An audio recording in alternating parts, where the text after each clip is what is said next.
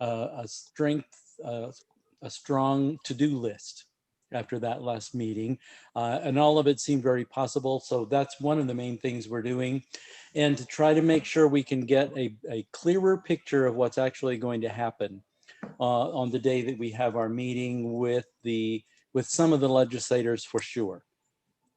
So if everybody is okay with that, why don't we go ahead and who all is here? Let me see. Okay, there's Dave, there's Lynn. Okay, so Brian, will you start us this evening, please? Happy to. So for some reason, I was thinking about the soundtrack to the movie Chariots of Fire, which was when I was pretty little, but and there's a version of Jerusalem, which is the unofficial national anthem in England, and Jerusalem is based on a poem by William Blake, and the poem is about the poem is based on an apocryphal kind of piece of history or religion that said that during Jesus's missing years, and some of y'all may know this better than I do, the Episcopalians, but apparently in England, like there was a time where people believed that during Jesus's missing years, that he visited England. And Blake, to my understanding, according to Wikipedia, maybe didn't fully believe that Jesus visited England, but he based his poem on, what if Jesus did visit England? What kind of land would it be, or should it be? And kind of bringing the city of God, bringing the beloved community into the landscape of England. And so that just makes me think, that's kind of what we're doing. We're trying to build the city of God. And also here at this time, a holy season in the Christian church, we're trying to build this landscape for the arrival of a savior, in the Christian tradition. And so it's time for us all to think about what we're building and what we're welcoming into the world. And also a time to take a break, I hope. But so however that resounds with you, I hope it does. And yeah, that's my opening prayer moment. Thanks, Brian. Thanks. Doesn't put any pressure on us at all as we move into this new adventure. No big deal. But thank you for the inspiration. Yes. Yes. We will hold that close. So I thought let's just sort of review what's happened since we last met, which was, I think, last Tuesday. So Lynn and Dave, you have comments about the Stuart Clifton training? Lynn, you want to go first? Well, I just, sure. I'm very proud of how that transpired, turned out. The participation, I felt that it was everything from sort of legislative 101 to lots of intelligent questions. And it really, I think, unfolded a real process for us, because there's still a lot of work to do for us to prepare to be ready to advocate at the legislature. And I think that he mapped that out very well. Dave, if you want to kind of fill in, and I'd love to know the statistics, like what did we end up with on the sign up, and who, how many people attended? Yeah, Brian, or Mike might have to give us that. It was my understanding we had over 100 registrants, and I think I said in the chat it was possible to see a list of the participants, and apparently it wasn't. So I don't know how we actually ended up on people who showed up. I'm guessing we had over 50 people actually attend, though. Yeah, I thought it was 70 something at one time. Wow, Yeah. That's great. That's awesome. great. Yeah. I thought it was a good level of presentation. It might have been a little bit basic for some folks who have experience, but I also think that he was very realistic in his appraisal, and wanted to make sure that we understood that this is heavy lifting that's going to have to be done. So I think it was, I was really pleased. I'm just glad that we were able to put it together. And I am overwhelmed by the fact that we had so many people who want to learn about the state legislature and how to go about approaching them. I totally agree, Dave. And I did have some feedback from folks that could not attend that were hoping that maybe there would be another one, or if Stuart Clifton was going to do another one, that we should make sure that we advertise that for folks that maybe miss this. Or I don't know, we talked about recording it, and I know we did, but I guess we'll go over like sort of the, what that looks like if we share that link. So thank you. I did have one question, and Mike, what was the story about having a member of the press there? Do we know how that happened and anything about that? I'm trying to remember. Remind me who it was, because I do remember that. Dulce Torres was registered from Tennessee Lookout. Yes, that's what it was. My understanding is I don't believe she actually attended. Okay. She may be on our email list. There are a couple of reporters who have come to things that are on our email list, and it'd probably be good to go through and tag them so we can know when we're sending, to a reporter. That's the only thing I can think of. Yeah. Comments from anybody else who attended, who was there? I want to make sure we get back in touch with the folks that did attend, and even the ones that did not attend, by sending them that link.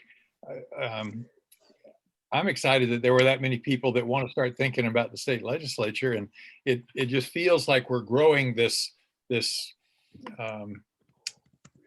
larger group that has some understanding of what we're facing. Hey, Mike, I'm sorry, when you say a link, are you meaning the link to the presentation?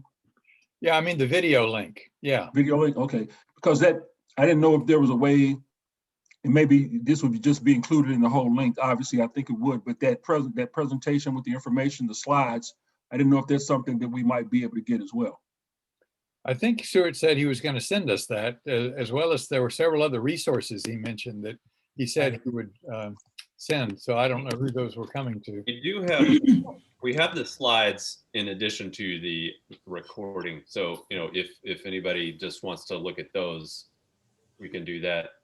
We also have district information on most of the people who attended, which could be helpful actually for the January meeting, at least kind of tell us who's interested, and who shows up to these things. But I know the meeting in January is not to try to get a large group. But I think for IVE and for NOAA down the line, having that kind of information handy is only going to help us out. Yeah. I would just say that I'm a person who has never had any training like that before. And I mean, maybe it was a little oversimplified for some people who already knew things, but I did not. And so I thought I think Stuart Clifton obviously is a great lobbyist and also a very good teacher. I just thought he really did a great job. Yeah. Natasha. Yeah, I thought it was good as well. One of the things that caught my attention was he gave us some examples of groups that had gotten things passed through the state legislature. And one of the things that certainly caught my attention is that he said that often those groups have, they have certain characteristics. They're monitoring the legislation. They're having resources directed toward advocacy. So I know that that usually implies, I don't know, somebody who is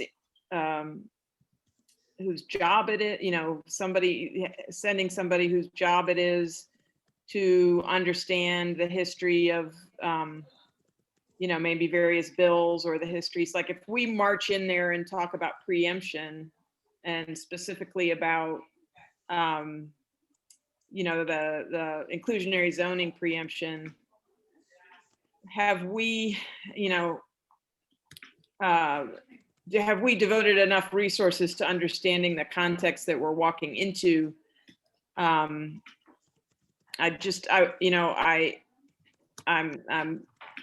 hedging on this word resources a little bit because I know people hire lobbyists to do this. Is this something that you know, Noah's going, is this something that's in our future? You know, or do we think that we can just walk in there and talk about preemption without getting slammed, you know, or laughed out of the room? It was an important comment to me that he made, and it resonates with what I've heard before about the state legislature. Yeah, the other point that he emphasized that was a key takeaway for me was the importance of aligning yourself with other groups that do have similar interests. He said it's rare that one entity gets things pushed and passed. It's an alliance of organizations that come together and form kind of a collaborative initiative, and it has broad reach. And so he emphasized that, and I know Christine Hart has experience doing that. That's how she worked in Minnesota, but she also, you know, mentioned that some time ago, and we kind of started putting together a list, actually developing a statewide list of organizations. In our case, Natasha, housing, where housing is a key issue for them and the people that they work with. So that was a key point, that it's difficult to make things happen going it alone. Mm-hmm. Hey, and Natasha, it might be useful for the two of you to have a conversation with Lynn and I to kind of show you what the State Funding Committee has been up to for the last 3 months, because we've been doing exactly what you're talking about and exactly what Stuart, which is we are building relationships with statewide organizations that have different stakes in these issues. Mm-hmm. And we're trying to figure out where our stakes and our interests and motivations all coincide. Yeah, so you're doing that. That's great. Yeah, and that's what it takes. We can't go to our legislators and say, we want you to tell the General Assembly that Nashville wants this. Yeah. We have to find people in Cook County and Rutherford County and Putnam County who want something similar, and find a way to frame our issues so that we get support across the state. And Dave and others, this may be point to another talking point. I think state funding can clearly say that, you know, we're building relationships with these organizations, you know, from Tennessee, you know, SCORE to Ed Trust. You know, I think we can definitely state that, and that's a source of power, you know, those relationships. Yeah, it'll be good for the legislators to know that, you know, that, because you all are far ahead of the game and you've already done this, but they don't know that. So that would be a good point, I think, for them to be informed about. Mm-hmm. Yeah. Something too that is a little bit different about us than necessarily about what Stuart was talking about is that, you know, we've got constituents. We've got constituents of these folks. And so I think it might become easier for us to be able to engage our legislators and get them to help us strategize. So it's not, you know, it's not like us just trying to say, oh, we've got to find somebody in another area. We've got some constituents already. And certainly we want to be approaching especially rural areas where, because that seems to be where a lot of the problem comes in some of the rural legislators. But I'm just saying that we're doing things a little different than perhaps Stuart and some of the other groups would have done. Because we have constituents. Yeah. Right. Yeah. And these are all really important ideas for what comes after the January meeting, but that is the focus of our meeting tonight. So I'm going to move us on. I did talk with Bob Freeman's legislative assistant Pamela on Friday, and she had already contacted the legislators once, and 6 of them had replied. 5 will definitely meet with us. And there were no other meetings or anything scheduled on Friday, the 8th that she knew of. So we set the time at 10 o'clock on Friday, the 8th for an hour. The surprising thing was that she thought that we were going to come to the Cordell Hull building. And I said, oh, no, no, we won't be doing that. We will take care of all the Zoom technical setup because we intend to be safe. She clearly, she didn't have a whole lot of experience with Zoom. So she was very happy to know that we were going to handle all of that and thought that that would probably increase the numbers. And one of the reasons we chose 10 o'clock is that we knew for a fact, she knew for a fact that Reverend Love is free at 10 o'clock on Friday the 8th.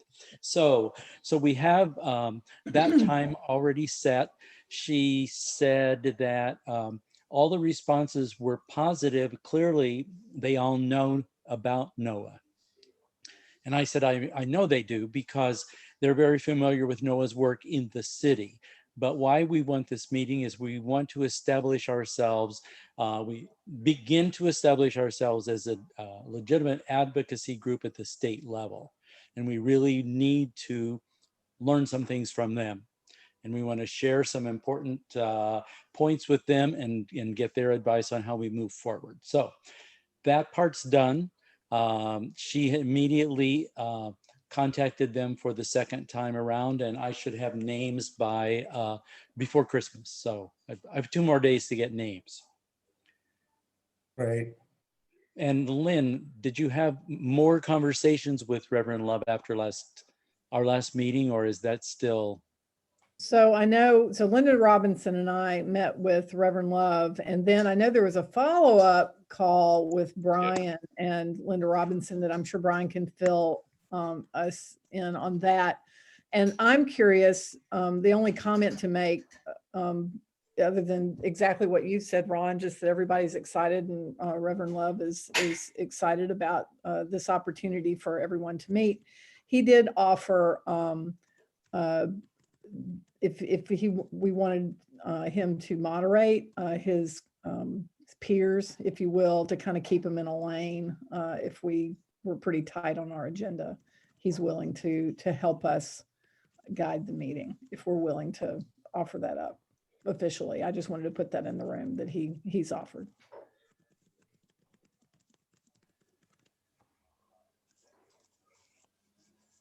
That's up to this committee as to what that looks like. Brian, anything else? I just add, Linda and I talked to Reverend Love when we were kind of trying to have a strategy around the, maybe having a 30-minute, an opportunity to meet with this delegation for 30 minutes. There was a time there of some pretty serious tension about that. And we talked to Reverend Love to try to see kind of what he could do, how close, do we need to sort of stick to protocol and various things like that. And basically Reverend Love really does kind of expect that protocol is followed. In other words, go through your delegate chair, and that's what he asked us to do. And then he suggested that we counter offer instead of this 30 minutes, 45. And I'll spare you all the details, but there was some texting among some of us here to try to figure out what to do. And ultimately it all came through. I think Ron kind of had the good communication with Freeman's administrative assistant, and we've got what we got.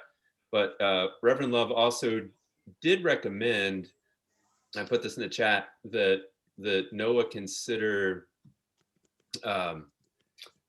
having one of our leaders follow legislation throughout the year. And I think obviously we want to do more than just that, but if we can pay attention to how things advance through committees, where they, where the opportunities are for us to show up and to advocate, if you will, organize, that would be a good practice for us.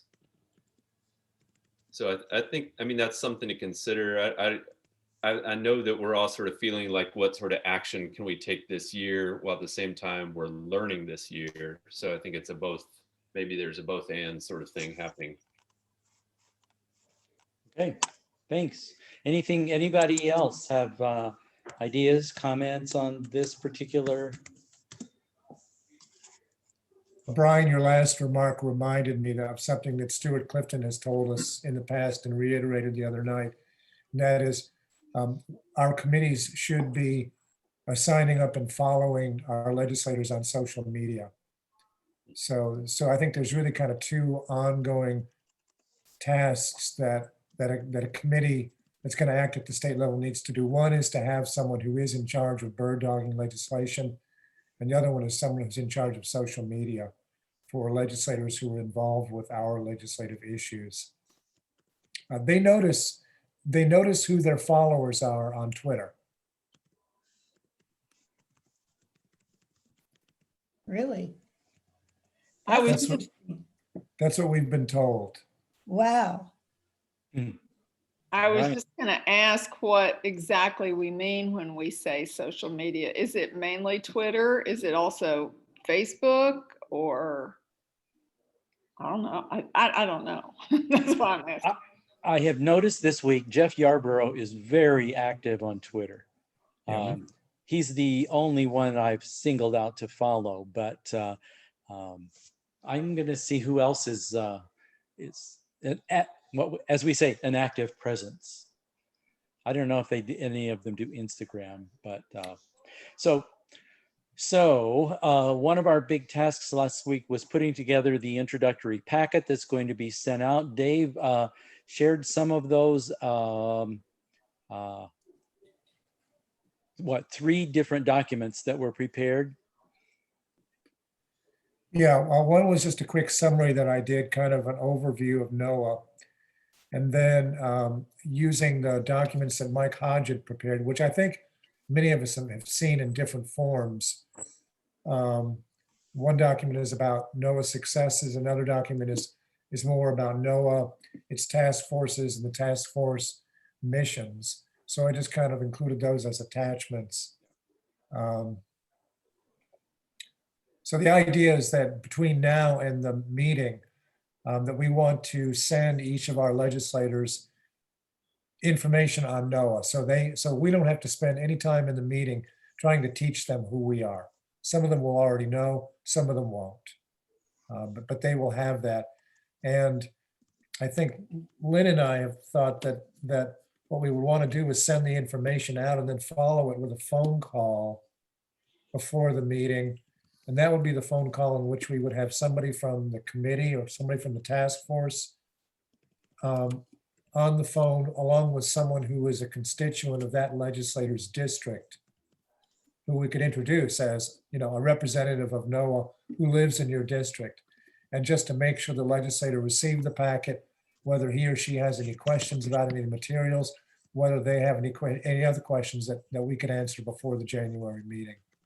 So that's kind of the suggested approach that I think the state funding committee has been kind of pushing. And I'll add to that, Dave.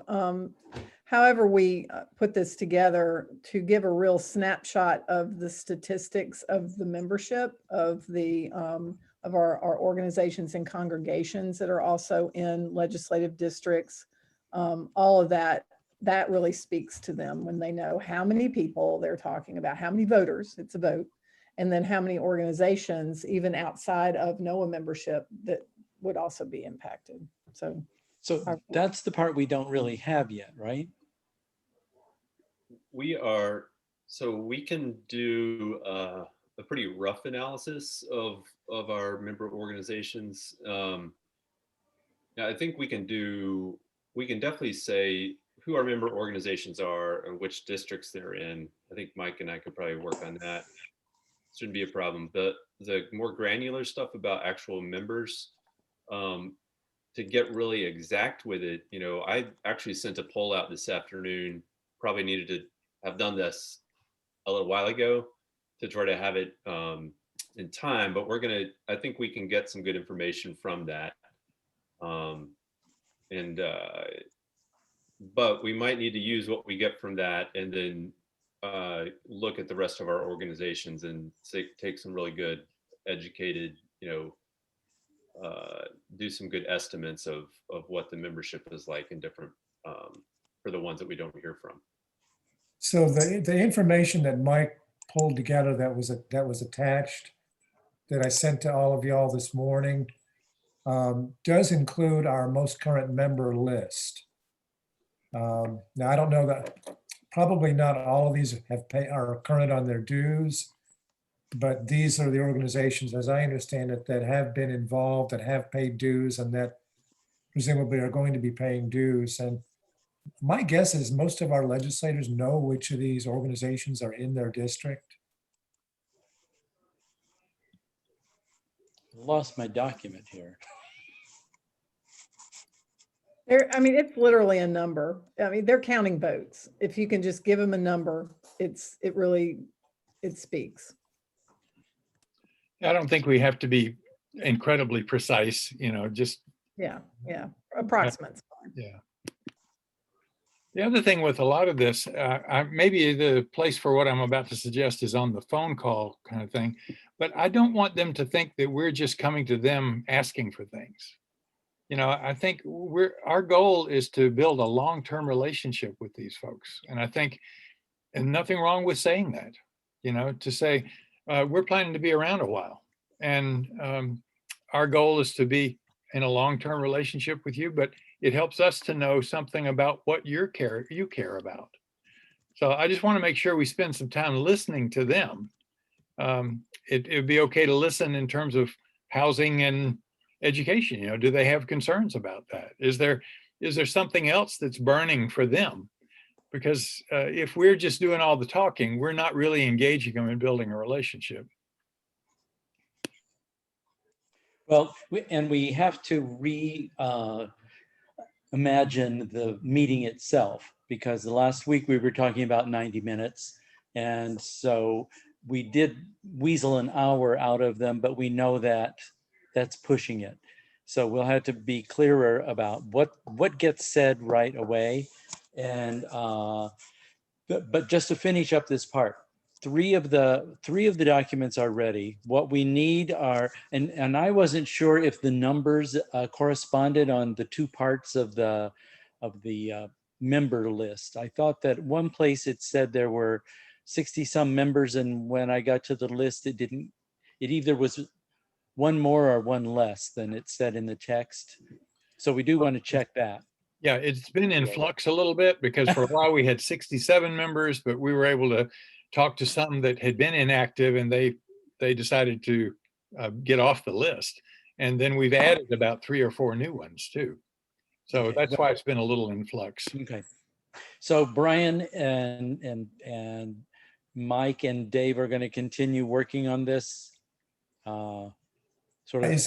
I would just say, is there something that's woefully lacking that, so we've got some guidance. If it's just fine tuning this, then Right. Mike and Brian and I can do that. But if we're missing a point somewhere, or if something is glaringly, obviously wrong, we need to know that. So that's kind of why I wanted you all to look at this, to let us know if we're on the right track or not.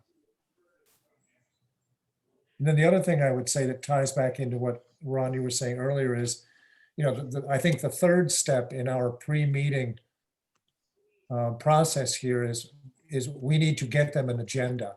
They're going to want to know when we talk. We send this out, we follow it up with a phone call. They're going to want to know what the agenda is.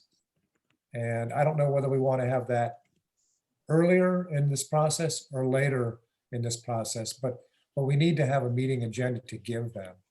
Right. Makes Definitely. sense. And I think that would be the place in a meeting agenda. I think that would be the place to have at the very beginning of the agenda. The purpose of this meeting is point 1, point 2, point 3. And then here's what we're going to do at the meeting to try and accomplish those goals. Sounds good. Right. And that's what's coming up. But let's just quickly go through this. So that's the biggest thing, right? as far as this packet goes, it's pretty much just a matter of refining. There were no glaring errors. No one saw anything that needed to, was there that shouldn't be, or that was missing, right? Shake your heads, let me see. Well, are we trying to get organizational census information? And if so, by when?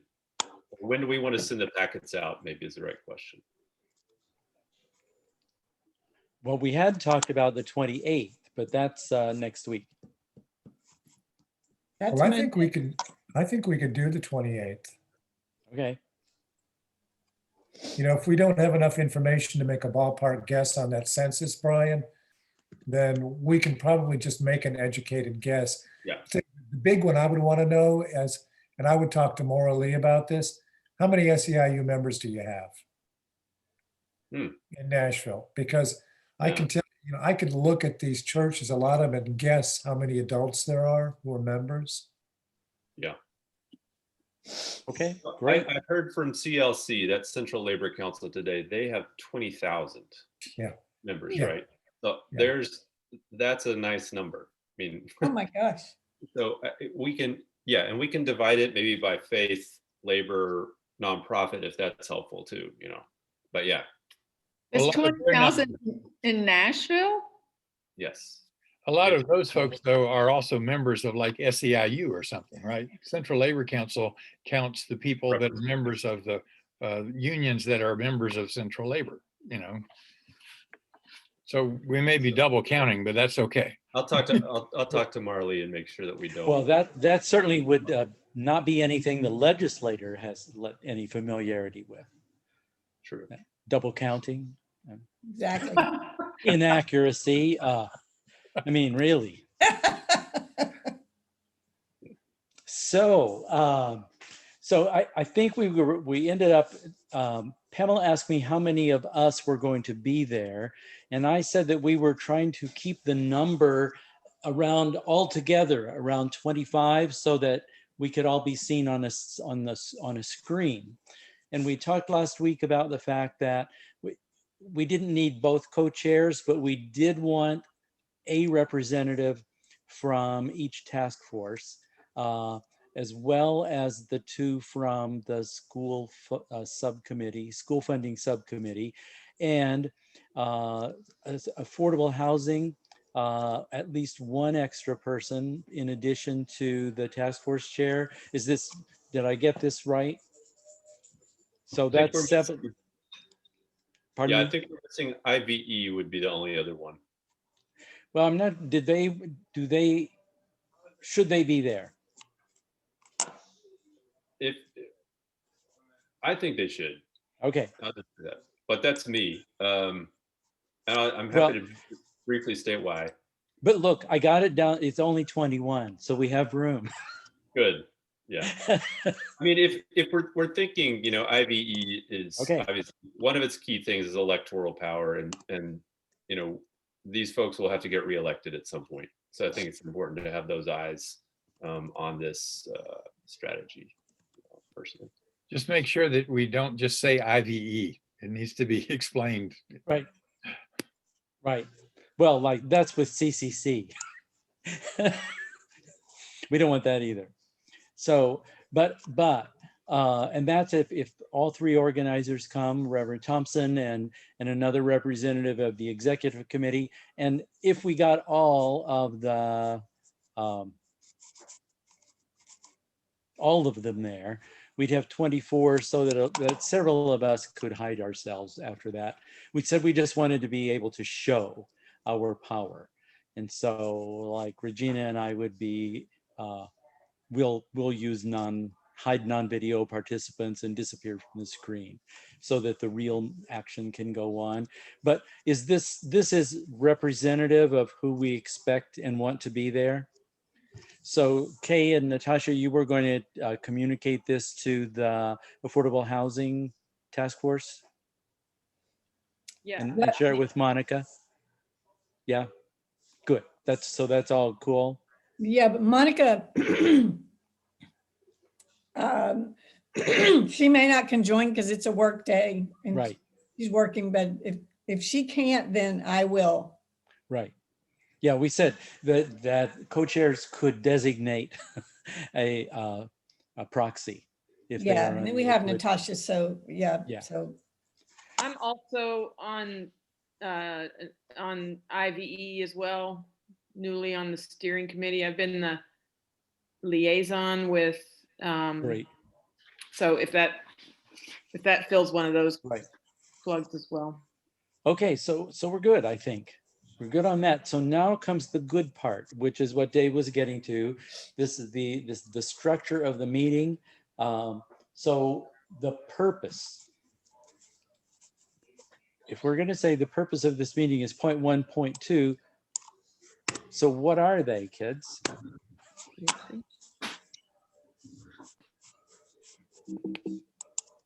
Can I just say real quick, I'm going to put a plug in for Rutherford, if it's possible for Rutherford to come as IVE co-chair, just to make a point of that. definitely, yeah. If that's Rutherford, can you come? Sure, yes, yes. All right. So we've taken care of this. I love it when things are quick and efficient and clean. Good. So what are we going to say the purpose of this meeting is? Let's all be very clear. Suggestions. I won't type anything yet. Okay. I don't want to put the same kind of pressure on us that Brian started off with. The purpose We're to not build- writing the scripture Yeah. for the Purpose is to build a relationship, a lasting relationship with our representatives.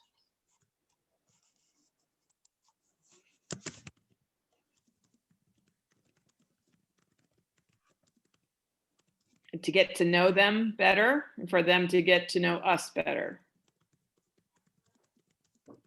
And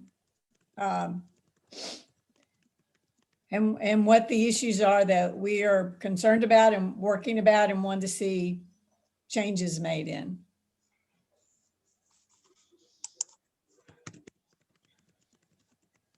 One of the things that we've talked about in our committee and is what is the legislator's motivation? And some people will say it's to get reelected, but I think the true motivation is to be a successful legislator. And so I think that if we have a point that speaks to our desire and our desire to help them be successful in their representation of Nashville, then I think we might, that might be very appealing to them. Yeah, and Ron, I think that would be good to emphasize if we, Dave's point, and just say it to them, you know, we want to understand what success looks like to them and how we can help make that happen with the work that we do. I like that. Okay.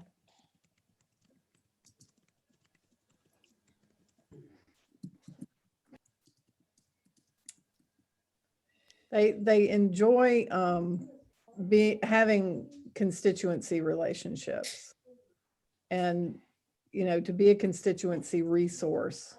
That's good. That's important.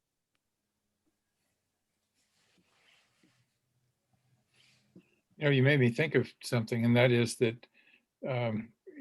equally as important, I think, as the census that we talked about a while ago, about how many people are we representing, to be able to say to Mike Stewart or whoever, you know, on our email list, we got 294 people in your district.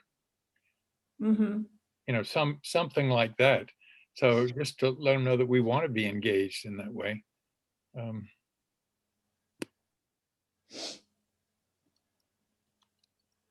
And I think, I mean, to that point, we, you know, if they know who we are, which is great, you know, but can they see us as powerful? You know, Right. will they come to the next public meeting, you know, and not have something else scheduled on that day, Yeah, for example. exactly. Just kind of what happened last time.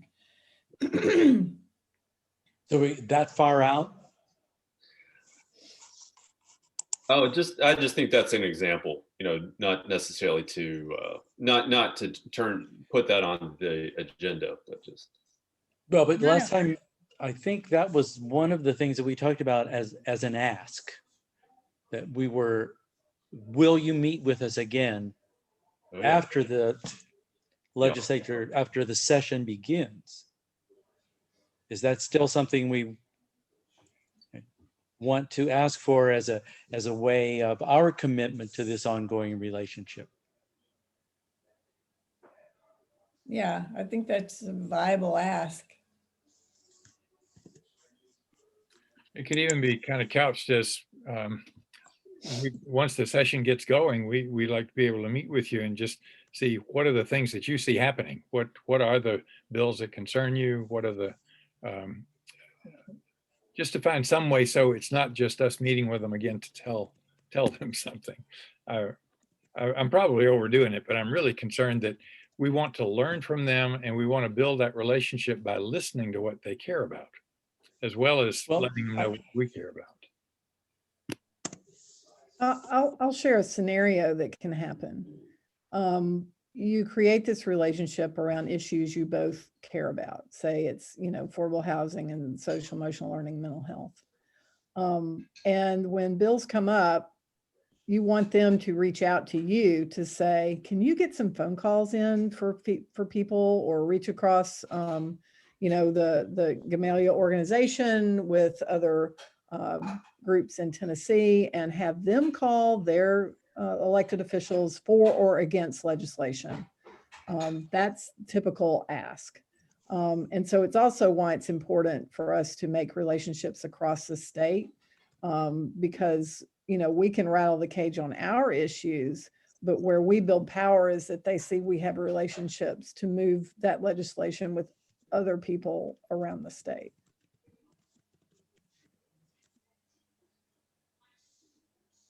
Does that make sense as far as an ask? I mean, it's email writing and petitions and whatever else that they will ask, because constituents are the ones that the legislators are listening to when they're voting for or against legislation. And how their constituents that we're working with on issues, how we can be a resource for them. Yes. Yes. Sometimes also they will call on experts to testify. And legislators like to hear from real people that are affected by their policies. So that should be another resource that we should offer. And Ron, in the middle of all this, I think as we're talking about this relationship, that we not lose sight of what is it that builds power for NOAA?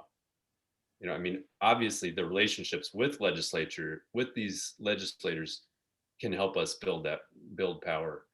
But I just want to make sure that we're not losing at the end of the day, kind of who we are in all of this.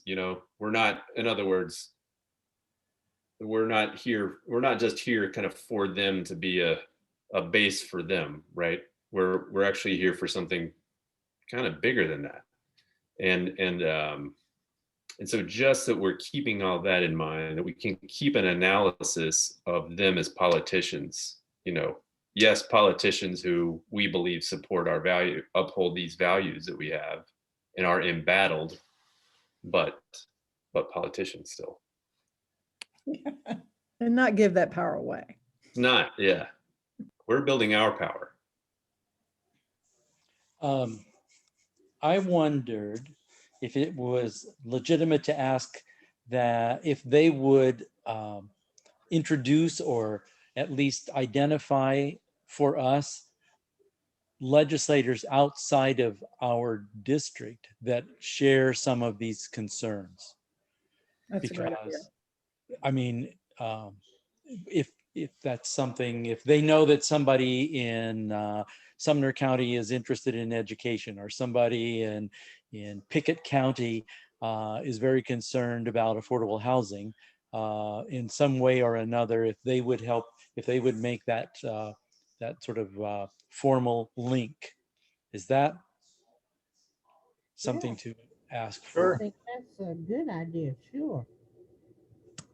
Because that helps NOAA to build our powers beyond Nashville. I know when we, in the training with Clifton, we broached this topic with him, and he said this more than once to us, is that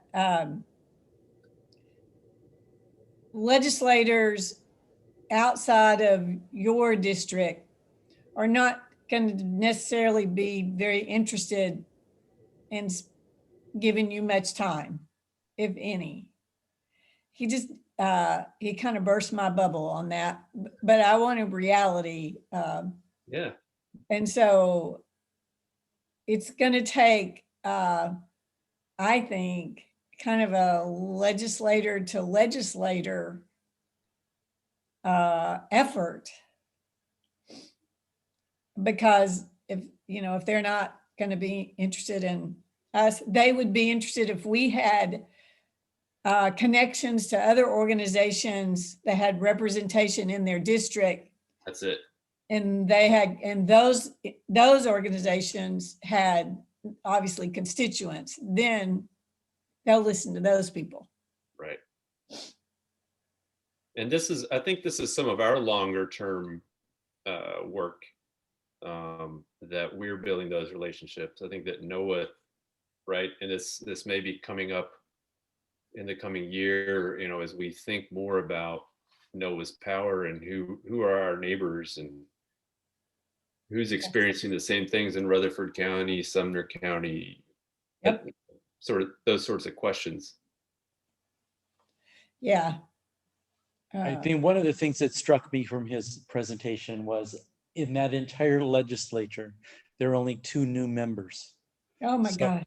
this is a long-term process because that organization is entrenched for the most part.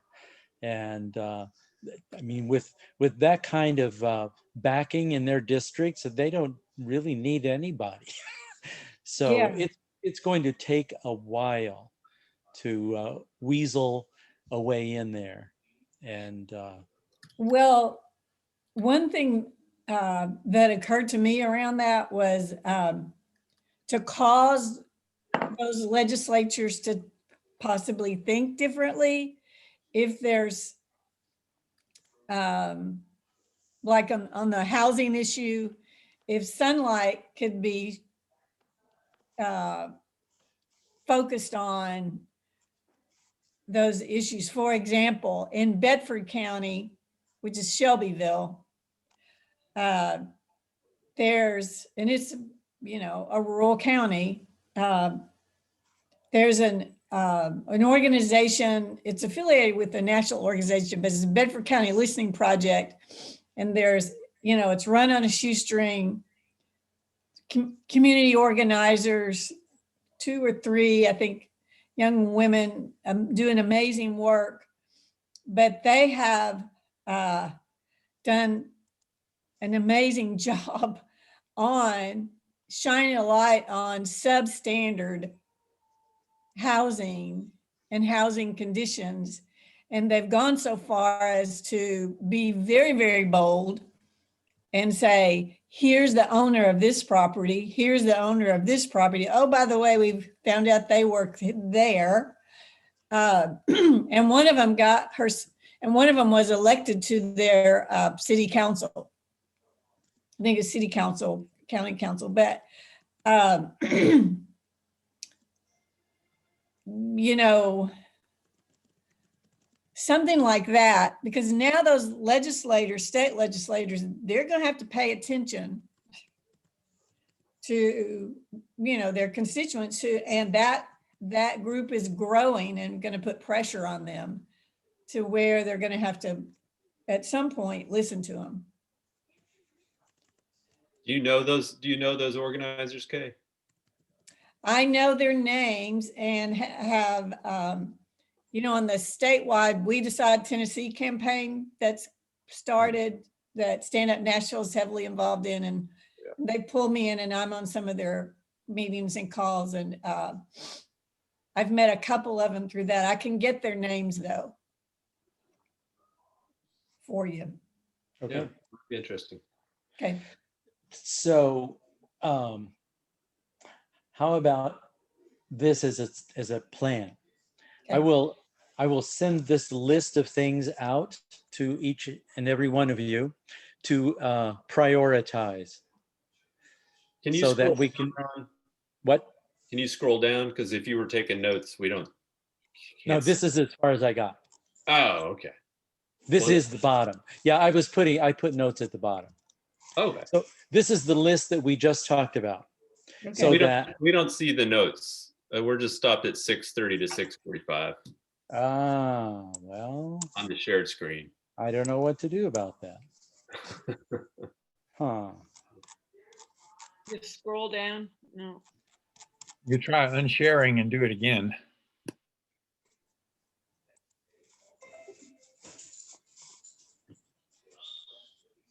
Otherwise, no, it's a secret.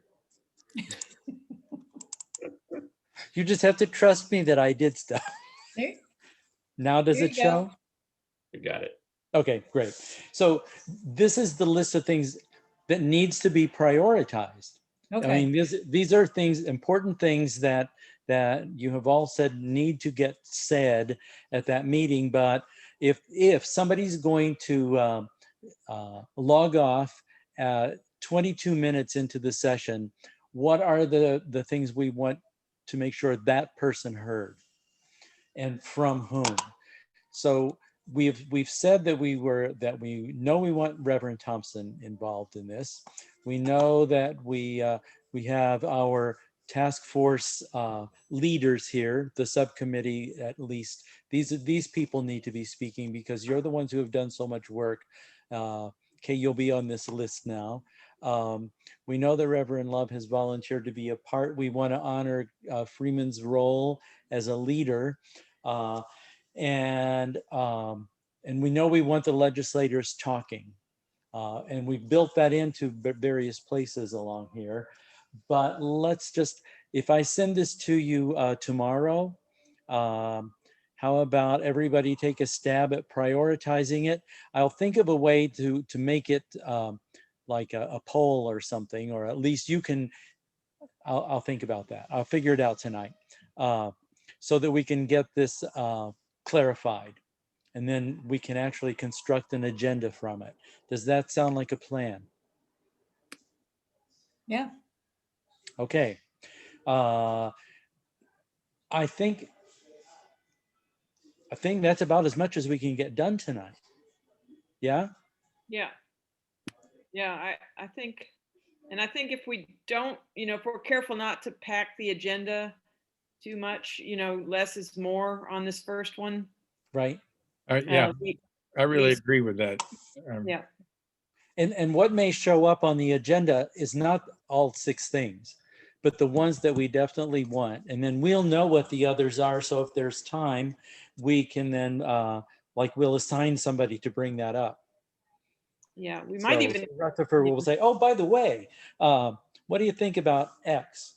So that as the longer people stay, the more information we'll be getting and sharing. So, but let's make sure that those most important things actually get said. And after we know what they are, then we figure out the most palatable way of presenting it. Natasha. I wonder if we shouldn't at the front of it make the ask that we would like to build a relationship, a mutually agreed relationship at frequency maybe that's we work on together, but ask that early so that people don't get the opportunity to drop off at the end.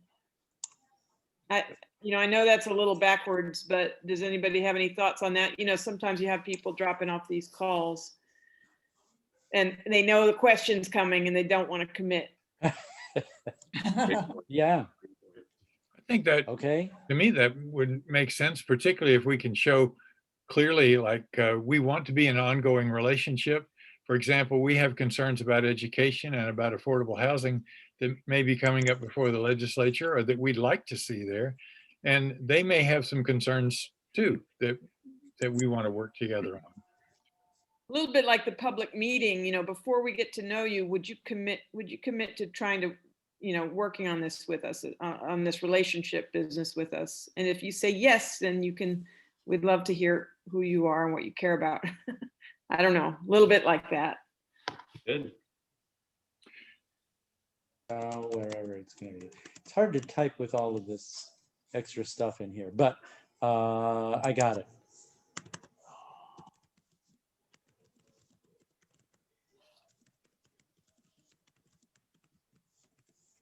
I was going to say, I think that's a concrete thing. The relationships that we're talking about and a lot of this stuff doesn't mean a whole lot if we can't get another, if we're not pursuing real meetings and stuff. So speaking of concrete, do we suggest once a quarter, once a session, twice a session? Well, everything I've heard says really you build your relationship all throughout the year outside of session. You don't wait till session. You don't wait till a day on the Hill. You work on this throughout the year. So maybe at the beginning, we're just announcing that we really want to build this relationship because we're moving into the statewide work. And many of you already have a relationship with NOAA, but we're wanting to formalize that in a little bit different way because we're starting to think about the entire state. But don't try to pin them down at the very beginning to how many times. I think you stated the intent at the beginning, and then toward the end of the meeting, you could say, well, when would it make sense to meet again? Okay. Yeah, break it up. Yeah, you don't ask for the second date before the week's over. Got the first one. Yeah. I want to make sure that we're not all over the map before they agree, probably. No, oh yeah, I agree. I also want to just caution everybody that the legislature is like whack-a-mole. It is. Yeah. A lot of times I think how we build power and how we really engage this is in that Bill Watch that, Stuart Clifton talked about. And when we see something that is an issue that we want to either push or push back against, we step forward and say, this is something that matters and we want to advocate for or against, and practice doing that and showing that we have the power to sway vote is the best way to do it. And it's going to be whack-a-mole when it happens because these bills pop up, they're in committee, you're trying to track that, they get rolled and you think they're going to show up, and then it's not till the committee time that they say, nope, we're not going to hear it, and then it's gone. And it might come back on the calendar next week, but there is a lot of unpredictability, and we're just going to have to kind of roll with things. I just caution everybody. My gosh, it sounds like an art to be able to do that. That's how lobbyists keep their jobs, quite That's frankly. why the lobbyists and the resources, that comment he made about resources, Yep. And it's sad because it's also barriers to entry. All of this is about barriers to entry for citizens to continue. Barriers to public. Yeah, you're hopping up and down on one leg all the time. But we might want to talk at some point. I mean, I don't know, tonight's not the night, but about maybe starting a little NOAA kitty to pay for help from a lobbyist if we could find one that was good. And I don't even know what that costs, but at some point we might, if we had something stashed away, we might be glad we did it. Yeah. Well, the larger groups like the Ys, YMCAs and the United Ways, they have lobbyists. We can get a quote, and it might be as simple as just asking for a report. And then we have the list of bills that we're interested in following, or the caption bills. Y'all, he didn't even talk about caption bills, because that's something that they tag things onto that has nothing to do with your issue. And so that's, we can Gosh, get a quote. okay. One last thing I just remembered. Some of us volunteered to, oh, that was at a different meeting. Never mind. It's That easy. punch list, Lynn, of information about legislators that did we get that? Well, so I was going to ask everybody about that. So there are members of the state funding committee that are going to do research, like what Stuart Clifton suggested in his training. So we are assigning right now volunteers. We have a group of volunteers from that committee that are going to do this punch list and go through and look at past legislation that they've done. What church do they go to? What kind of look at their network and see where we have things in common. And so what is the deadline for that? That's what I need to know, and I'll light a fire and get that going. Tomorrow. No. Next week? I always think people just want an answer, so. But and then you can say, we're putting it together. I just did not Okay. give everyone a deadline yet on when they needed to get back with us on it. I think they could get it done by the end of the year, Lynn. Oh, most certainly. Yeah. Just Yeah, if you give me a date, I'll say this is when we need to report out. And so a report out meeting, like I see several meetings, we might want to report this in. Okay. We don't have, our next state funding meeting is going to be in January. We haven't even set it yet because we're still looking at this doodle poll to try to get some more involvement. But once that meeting is set, it might be after the 8th. And so we need to kind of stay on top of this. Certainly before the end of the year would be appropriate. How about the 30th? Okay. All right. How about this group? If we're going to meet on the 8th and we're going to send the packets out on the 28th, this group should meet when?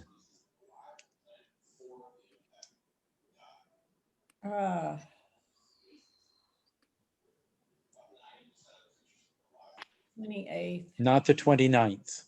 No. Right. We're planting stars on the 29th. Yes. We've got things to put in the ground. That's right. And I have stars to make. What about the 28th? That's next Monday. The Education Task Force meets at 6:30 next Monday.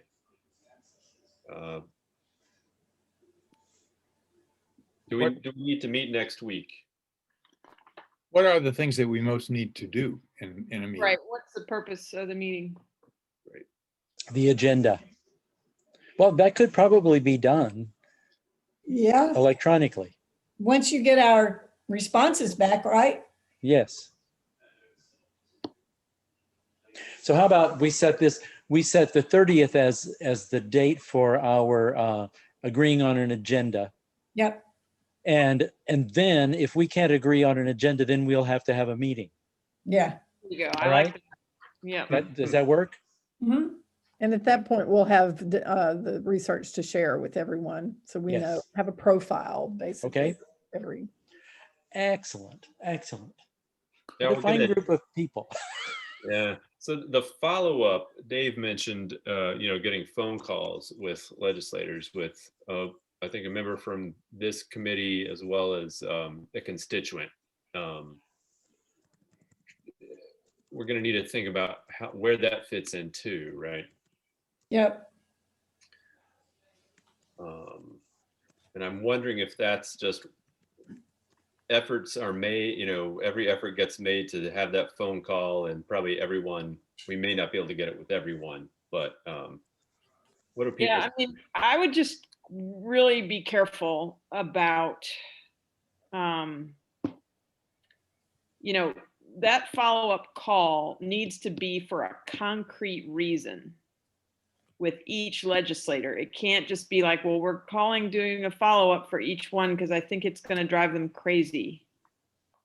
I think it should be for a specific reason. I mean, it's one thing to send an email, thank you for meeting with us, you know. Yeah. But if we don't want to be like, this is this NOAA thing, they keep, you know, Give me a break. I can't be on the phone with them every week, you know, because so just think about it carefully. I think we use those phone calls when there's something very specific. Yeah. So the follow-up call is following up what? Right. The- Precisely. Is it following up the January 8th meeting, or is it following up an email that's going out to them to invite them to the January 8th meeting? What is the follow-up call? I think the idea was prior to January 8th. It's a good question. I know Dave was sort of pushing for that or touched on that. So I can give some backstory on that. We felt that there needed to be some warm up. It's possible because of how this is rolling out, the bigger warm up is not as needed. And really, I put it in the chat, but a simple email of encouragement from a NOAA constituent has power. It holds weight. And I think that was more, you know, the intent.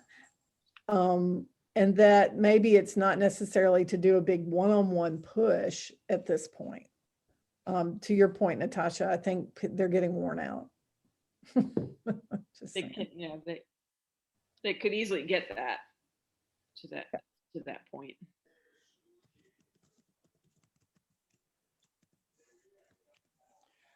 Well, so far, they've only had 2 emails from Pam, because I never sent the invitation to all of the legislators after that initial kind of bump in the road.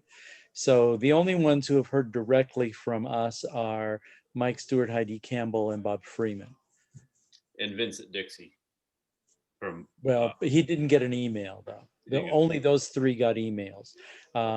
Marley talked to Brenda Gilmore, and I talked to Bob. And you guys talked to Reverend Love. So I'll include this on the list of the priority listing tomorrow about what should that, how should that be handled? Yeah, I think it's a feel. Yeah. It's some might need and would appreciate that phone call. Others might need an email, but I think the purpose is to encourage them to attend. Yeah, and we should have definite names by the next day or 2. Okay. All right. Obviously I am rushing us because it's 7:04 now. Oh no, it's 7:10. Oh, I'm violating NOAA protocol. So, Mike, you want to help us close out? How about a very brief evaluation? The first thing, obviously, is a feeling word. Lynn, got a feeling word? Conciseness. That's not a feeling. Is that a feeling? I'm feeling concise. I'm feeling. It's all right. We'll let it slide right now. Ron, what's your feeling word? Progressed. Yeah. Progressed. Okay, Kay? Little anxious. A little anxious. Okay. Natasha? Happy. Happy. Okay. Yeah. Rutherford? Yeah, you're muted, Rutherford. Are you feeling muted? I'm gonna say slightly empowered.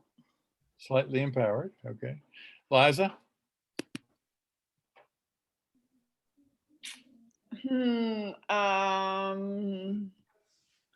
Well, I'm going to say excited. Excited. Okay. Regina?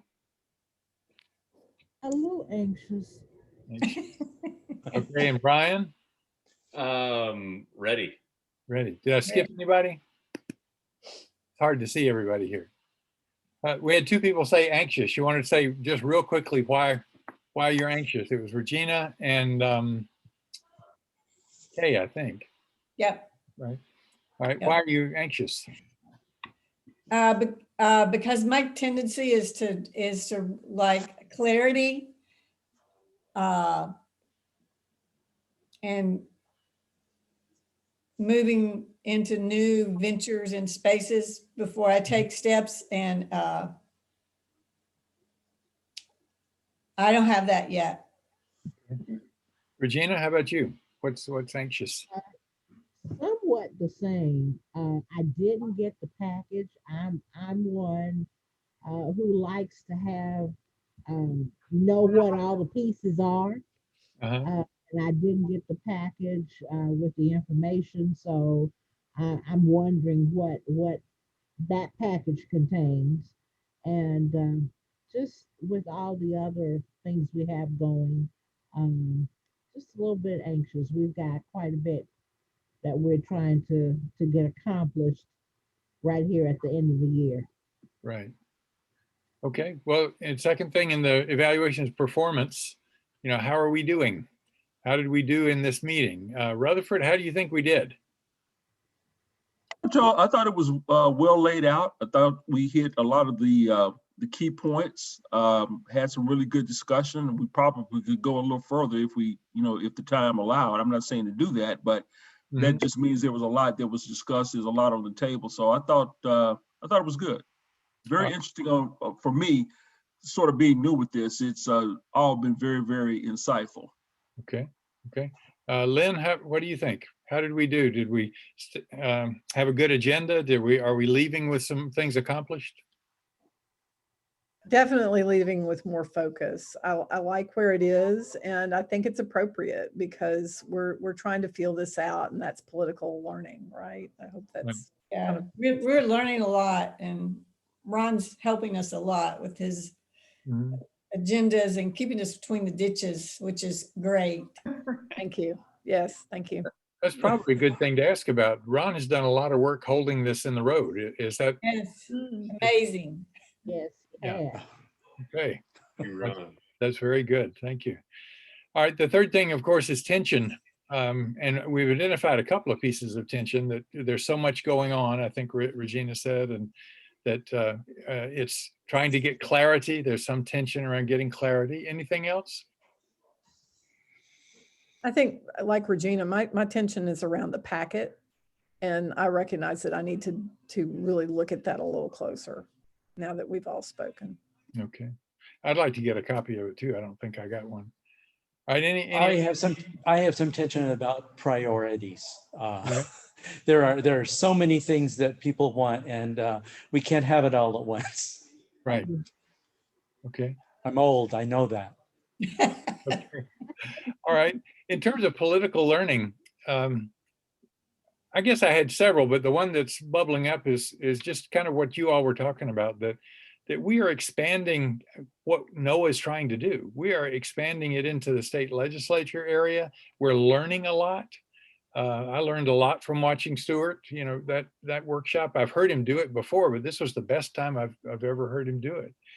And I'm excited that there were 70 something people on that call, and that we've got 9 people right here that are going to continue, pushing and trying to figure it out. Because that's what really makes the difference, is when we're willing to push and to figure it out. We don't have all the answers at the beginning. But I guess that would be the political learning for me, is that we are learning, and that is a part of building power.